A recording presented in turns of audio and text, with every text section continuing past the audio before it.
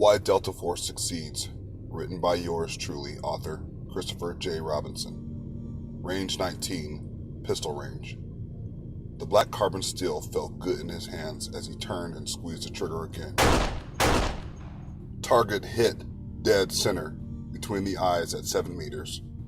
Will focused on the next steel target 10 meters behind the last one and allowed both eyes to adjust to the rear and front sights of his modified 1911. A comfortable stance, a solid grip up as high as possible, proper presentation, clamping even tighter as he pushed the pistol out to focus on the front sight. Then good trigger control, sticking his full pointer finger on the trigger to avoid pushing his shots to his non-firing side. Finally, good follow-through, resetting the trigger every single time, never losing his sight picture. He fired twice more. Again, dead center, thanks to endlessly following the basic fundamentals of pistol marksmanship. The same went for his primary weapon, except on a macro level. 5 years ago, Will was good at soldiering, but now he transcended rookiedom to now being a cherry team sergeant. Even working out required the right mindset. Sure, bench pressing 300 pounds and being able to leg press infinite sets looked way cool, but once again, useless. What mattered most wasn't battle. Carrying over 60 pounds of gear and equipment or an injured battle buddy demanded a different kind of fitness, that being of a combat-minded focus. For this, 3 body movements attached themselves to Will. Pushing, pulling, and lateral transitioning affected his ability to perform at peak levels. For instance, pulling a buddy's weight or pushing a broken Humvee or stepping laterally in a confined room full of bad guys so his teammates could enter in behind him to make efficient kill shots superseded everything else. For example, on one deployment day, an axle rod on one of the squadron's giant Pinzgauers cracked, making it inoperable. In order to move the monster vehicle, several operators, including Will, had to push it 300 feet to a bay in the unit's tiny fob. Later that week, he had to simultaneously drag 2 wounded buddies over 50 feet to a barrier during an intense firefight with Taliban marksmen. These heroic feats required insane amounts of energy and hardiness, but Will met those challenges easily because of the shape that he was in. He never cared much about comfort. In fact, being uncomfortable felt just right.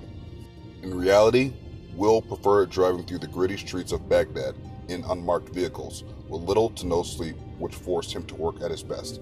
He did. Will finally placed his weapon on safe and holstered it. Then, he looked around the empty pistol range and sighed. It felt good to be alone. Why? Because there was nothing going on this weekend. Will did what others felt was unnecessary, staying in shape for war and just doing the right thing. Suddenly, he harkened back to selection, where long hours were spent hiking through the rugged hills of West Virginia, searching for RV checkpoints. Sure, 40 miles wasn't a lot, even for a regular leg unit or an ODA, but the hardest part of initial screening was right before the final rough march. To get to that final day, the candidate had to survive several long marches that equaled to about 18 miles per day for an entire week. Seems simple, right? Except those 18 miles for a straight week can wear a guy down. Then he has to complete the infamous 40-miler in a set time that is never revealed to him. On top of this, his land navigational skills have to be well above average. Stamina, physical shape, and a strong mindset are required for one to pass the course, only to be turned down by the commander's board. That's right, a second dose of mental toughness is needed to go on to OTC and other hardcore training. Will's elite class of 156 soldiers only produced a handful of guys who completed selection. Will later found out that many of the men who failed were more capable than he, but they simply weren't the right ones for the job. Another example, Legends in Special Forces and the 75th ultimately failed while he passed with some degree of difficulty. Why? Simply because he had the right mindset. A desire to be alone, as he was now, mixed with a willingness to learn and deal with the gray, separated him from such heroes. To Will, the board was the easiest part of Delta tryouts, due to the fact odds seemed to be stacked against him. Forged from a rough childhood and running the streets of Baton Rouge, Will was thought to be a typical African-American teenager already lost to the system, but he proved the doubters wrong, gaining a scholarship to play wide receiver at a big-time university. But of course, he turned it all down for a life in the military like his father before him. The similar paths taken by him and his patron, formed a sort of mystical bond between the two that only Will could feel. This was why he went so hard every day during training. He was with the best and he never took it for granted. The chances of a soldier making it into the Rangers is difficult but not impossible. Then there's Special Forces. 2 to 3 years of hardcore training produces these rare force multipliers. Finally, the unit. A slim chance at completing a month-long soul-crushing selection course spits out its failed casualties. In the end, only the right men need apply just to wash out of the 6-month-long counterterrorism course designed for America's best. A veteran ranger or a SIF guy thinks he knows direct action, only to find out he knows little of the dark craft where fear is hunted. Simply put, an athlete has a better shot at joining a pro sports team than Delta.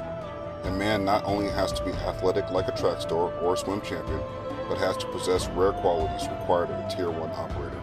To attain this goal, attributes such as mindset, patience, strong character, and the ability to deal with ambiguity are what units like Will search for. A guy can be excellent at shooting, stalking, and hand-to-hand combat, but is he willing to put himself in harm's way as America's #1 military asset? Furthermore, he is not allowed to talk about his unit, job, or host of missions he's conducted. Even when he works amongst conventional units, his origin is labeled as Headquarters, USASOC, for security reasons. No one, except those within the organization, can confirm his operational status. Not even his family understands. Rachel certainly didn't. At the top was where Will belonged, outfitted with rare equipment, training, and a worldwide arena to play in. At Delta, he could go anywhere, be anyone, and do anything. So sure, Will's teammates shot 6 days out of the week, but he felt pressured to shoot 7 instead. Even they were pushing it by working on Saturdays, but he really pissed Rachel off for even stealing 2 hours on Sunday to go shooting. Will simply justified these extracurricular activities by claiming the "I gotta protect my guys" bullshit, but he knew better. They didn't need protecting, but he still had their backs nonetheless. In the end, it didn't matter because she never really believed him anyways. Consciously, Will shook any doubts loose from his head and allowed a determined calm to reset his mental compass. Then he walked over to the unit armory and grabbed some more ammo. He figured just a few more rounds downrange couldn't hurt. He set the range up again, then peered down at the nearest target 10 meters away. Good. Practice. Breathe. All was quiet, and the world was right again as his vision opened up, then narrowed. Finally, he lifted his pistol, same steps, and fired. And repeated. Final word from yours truly, the author. I would like to thank the men and women of our armed forces for their bravery and service. May God keep them safe. Lastly, all characters are a work of fiction and are to be taken as such. Thank you and stay tuned for more.